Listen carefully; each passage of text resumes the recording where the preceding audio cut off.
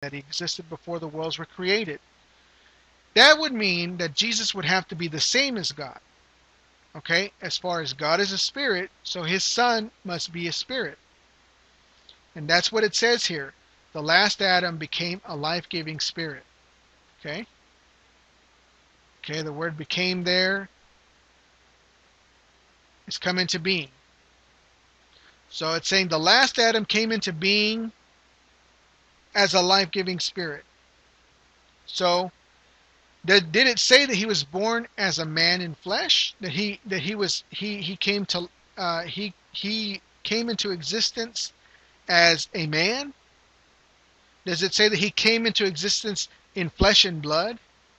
Did it say he came into existence as another new soul? Did it say he came into existence as anything else? No. He came into existence as a life-giving spirit, meaning that he came into existence and he exists, and he existed as a spirit. Okay? Where is that shown in the Bible? In Matthew.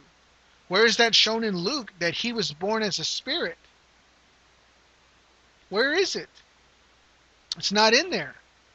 This verse is contradicting those Matthew and Luke, according to that litmus test, that it must all be in one gospel.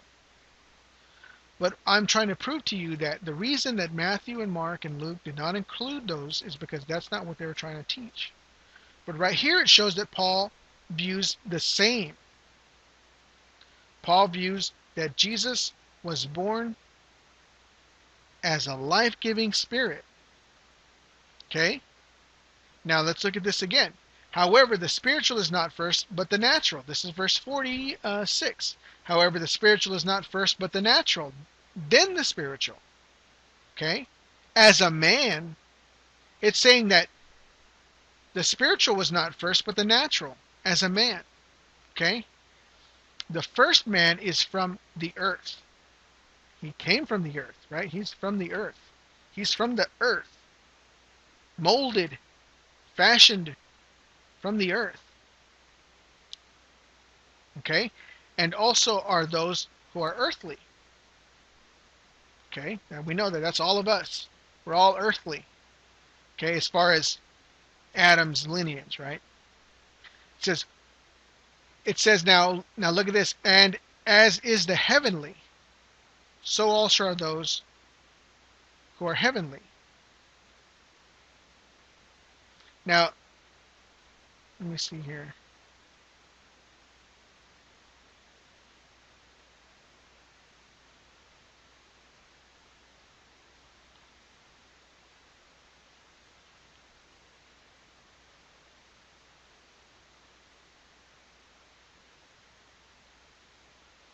So just as we have borne the image of the earthly, we shall also bear the image of the heavenly. Now, when was Jesus heavenly? If he was born on earth?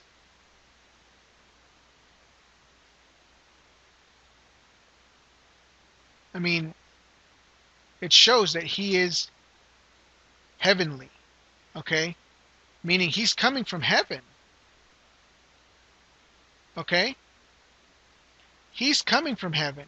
He's coming into the world this way.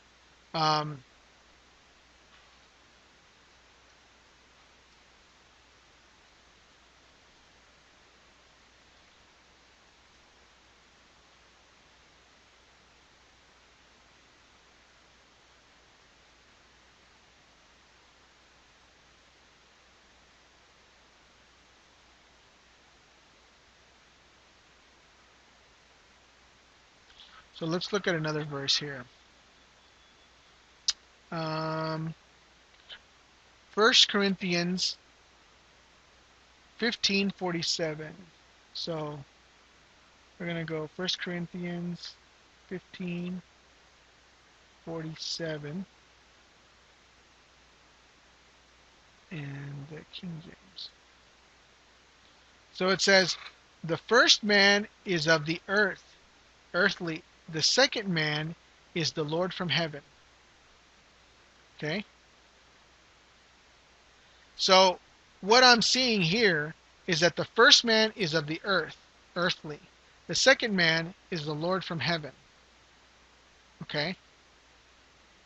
So it's saying that the second man is the Lord from heaven. In other words, not only did Jesus, not only was Jesus born a quickening spirit or a life-giving spirit in verse 45, not only is Paul saying that Jesus, the last Adam, was born as a life-giving spirit, which is not attested to in Matthew and Luke, he's also saying that he's from heaven, the Lord from heaven, meaning the Lord that came from heaven, meaning that he was a spirit before in heaven and came and assumed flesh. He's the Lord from heaven. Okay? So, in this verse, in 1 Corinthians 5, 45 and 47, he's saying he was born, or he started his existence as a life-giving spirit, and then the first Adam was earthly, and the second Adam, which is Jesus, is the Lord from heaven. So he's showing that the reason Jesus was born as born as a life-giving spirit is because he existed in heaven beforehand. Okay? And the reason that Jesus is the Lord from heaven is because he came from heaven. Okay? So there's that. Okay? So Paul agrees with John's assessment that Jesus existed as a spirit before the worlds were created. Now let's look at another one. John 17:24.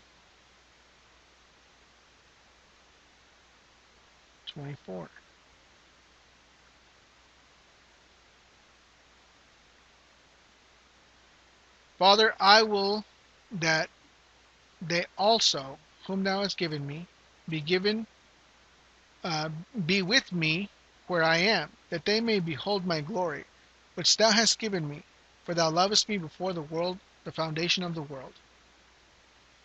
I am saying with that he says, for thou lovest me before the foundation of the world. We know that God can love people before they're born because he knows who they are and all this other stuff. But I don't think that that's what he's saying here. He's saying that I was loved by you before the foundation of the world. Okay. And then, in this same prayer, he says in verse 5, and now, O Father, glorify thou me with thine own self, with the glory with which I had with thee before the world was. Now he's saying that there was glory, okay? Glory meaning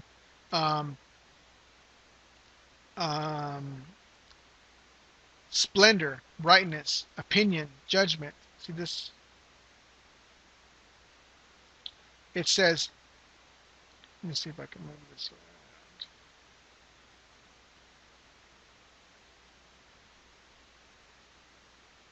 around. Okay, so glory here means opinion, judgment, view, opinion, estimate, whether good or bad concerning someone.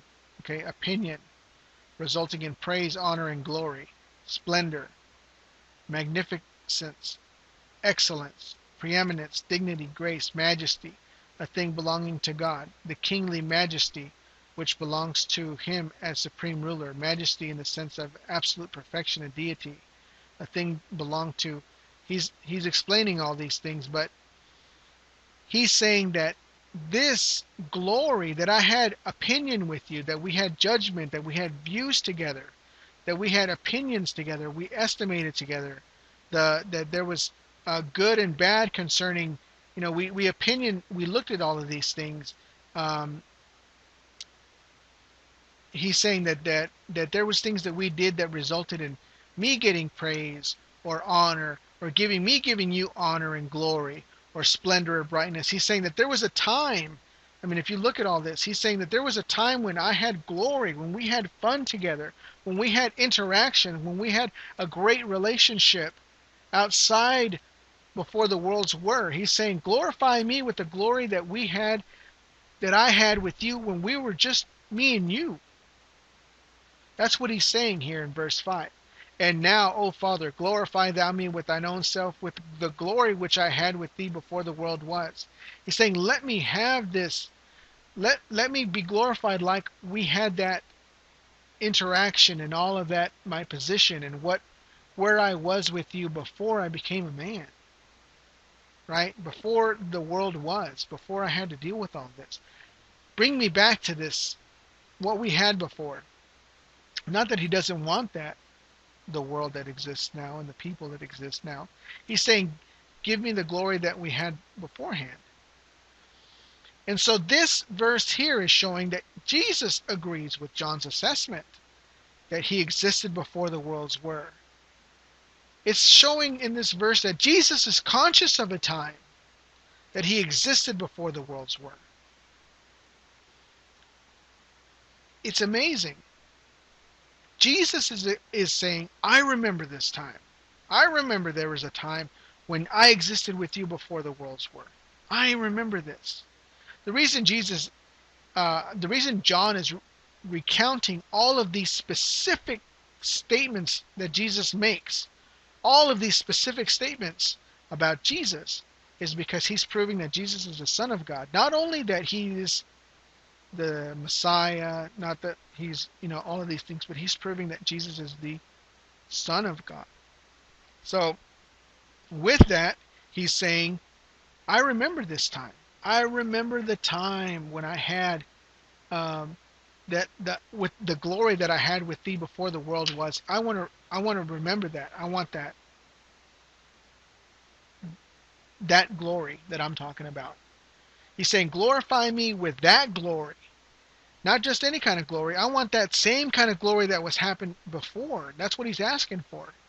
He's saying, he's kind of saying to the Father, you remember that time way back then when we had that glory? It was just me and you, that glory that you gave to me before the worlds were. Remember that one? That's the glory that I want. That's what Jesus is saying here. He's saying, Father, remember that glory. He's saying, glorify thou me with thine own self. He's saying, glorify me with yourself.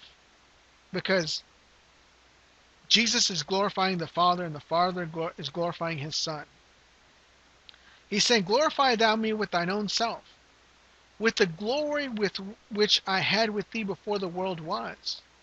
He's saying, Father, can you give me that glory that I had with you back then? You remember that time before the world was? That's what I want. That's what Jesus is saying here.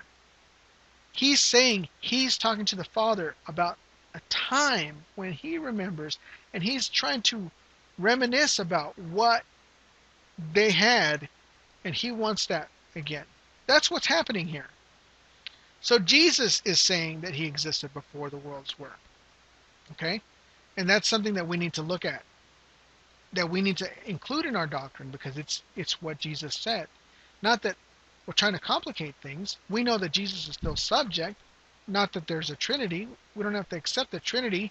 Nowhere does it say Trinity. It's just that Jesus existed before that. Now let's go to Philippians chapter 2.